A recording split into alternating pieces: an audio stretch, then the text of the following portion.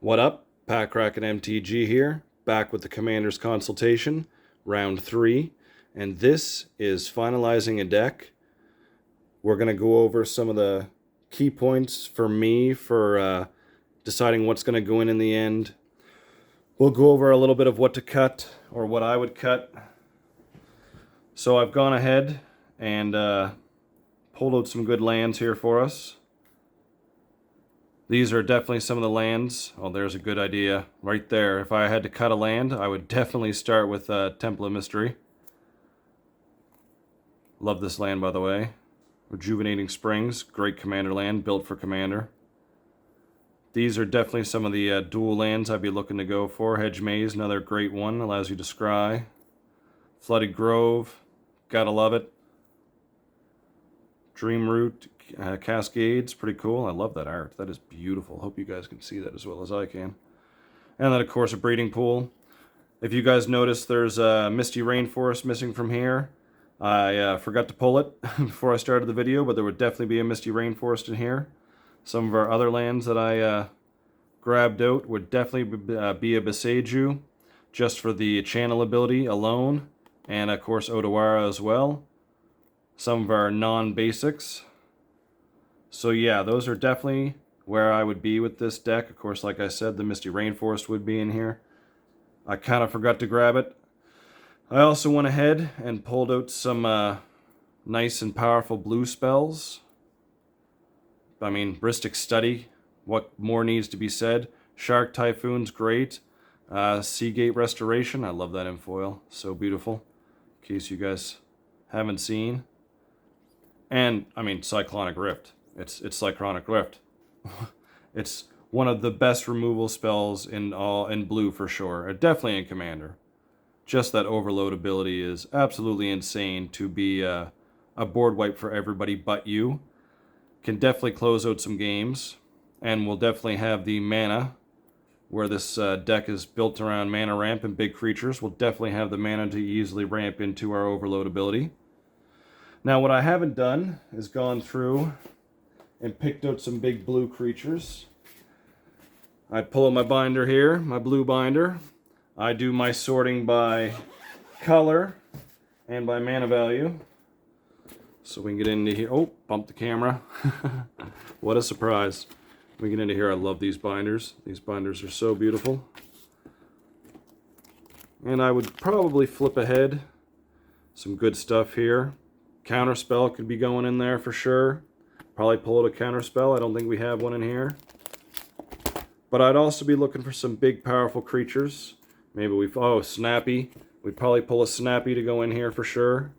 Just because we can use it to bring back some of our counter magic or our draw magic. Or anything along those lines. Oops, bumped the camera again. Okay, here we go. Now we're getting into some big, stompy creatures. The Watcher in the Water. That's a good one I would probably think about taking. Also, I love the art. Storm Wing Entity. I don't know if you guys are going to be able to see that very well. Sorry. I'd probably drop that in there. Not a bad creature. See what else we get in here. Probably some Sphinx, actually. Definitely some Sphinx that we could drop in here that are nice big payoffs for our mana ramping in blue. Maybe get some card draw going on. So that's just a couple ideas I would go with. Could also go where we're mana ramping into some extra turns. Extra turns are always nice. So let's just get that binder out of the way now. So that's where I'm sitting right now with this deck. Of course, we got our staples, our Commander, our Soul Ring, and our Arcane Signet and our Command Beacon. Gotta love Command Beacon just to evade that Commander tax. Put those back. And our Commander, of course, and I managed to dig out the token for it. Because you want to have your tokens in Commander.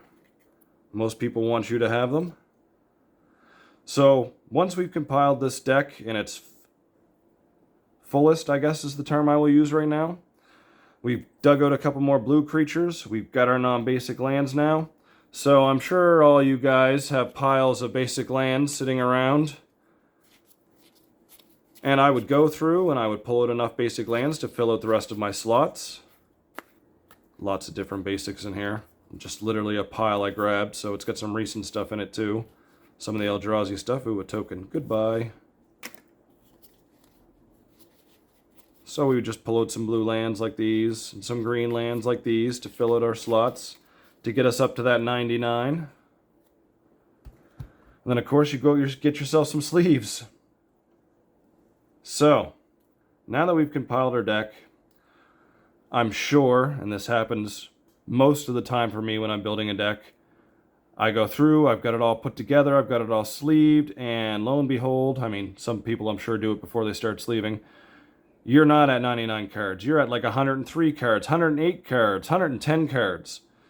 So when it comes down to what to cut for me, I will take out things that don't synergize well with what I'm trying to do.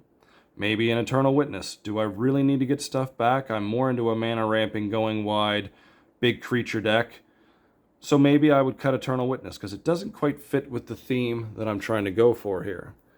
I'm just trying to get as much mana out as possible and then get into my big commander and my big spells. Maybe you cut the Arboreal Grazer. I mean, yes, it does allow you to mana ramp, but after it mana ramps you on turn 1, it's literally just sitting there as a little bit of a blocker. It's not going to do a lot. Maybe you can look at your high end. Maybe you don't want to cut any of your low end, you want to cut some of your high end. Oh, I don't know how that got in there. Oops.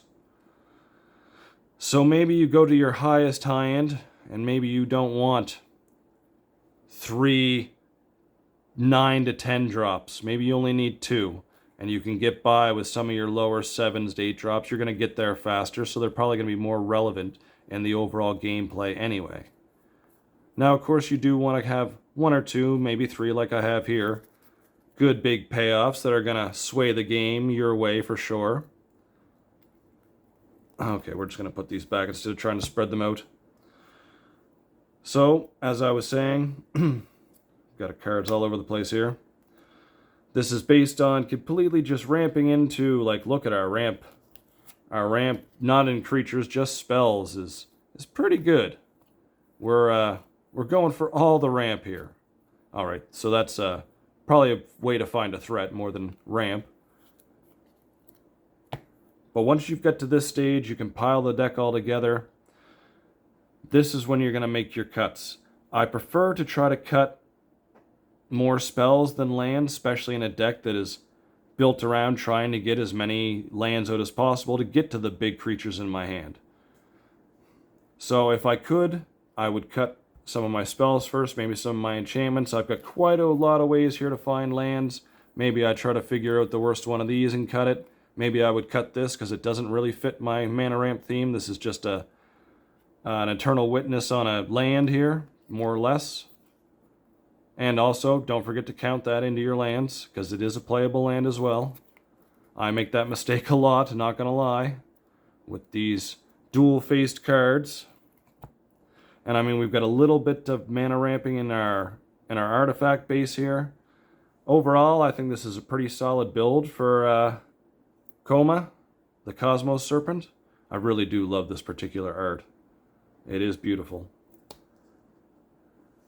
And after it's all said and done, and you finally get down to that 99 and you're able to sleeve this up and go play with it, it's an awesome feeling. And of course, there's always tweaking. I have never built a commander deck that was just done. Like, okay, it's done. No, in 3 months there's going to be a new set come out with another green-blue card that's going to be completely awesome to go in your deck. I mean, who knows what could come out next with these new blue-green cards that are completely awesome to build around. No idea. Alright guys, I'm going to wrap it up here. I would like to point out our 300 subscriber giveaway. We're going to be giving away this pack to one lucky random subscriber and commenter. And our monthly giveaway is still going on. We've already got one video out there, and people are absolutely for Tom. Everybody wants some Tom. So, as you guys know, this giveaway goes. I put out 5 cards every time I put out a video. And you get to pick one of them, not every time I put out a video. So right now, the most recent one is this set, where Tom is way ahead. Way ahead. And the very first set we put out, Veraska is the one who's winning that right now. Veraska joins up, but just give you guys a refresher. If you didn't vote in that, you can vote in this video. It's completely okay. They will all be tallied up at the end. So here's our other group of cards. And we got one more after this. Don't forget to pick a card and vote. So we have one card from every lot that will be given away. And let's face it, you guys know that I'd like to do little stuff at the end. So one of these lots will probably all be given away. We shall see. Memory Deluge, it's a good one. Wanderer of the Sky, or of the Inner Sky. I've actually seen that in a modern deck recently. And it definitely seeing some play in Standard.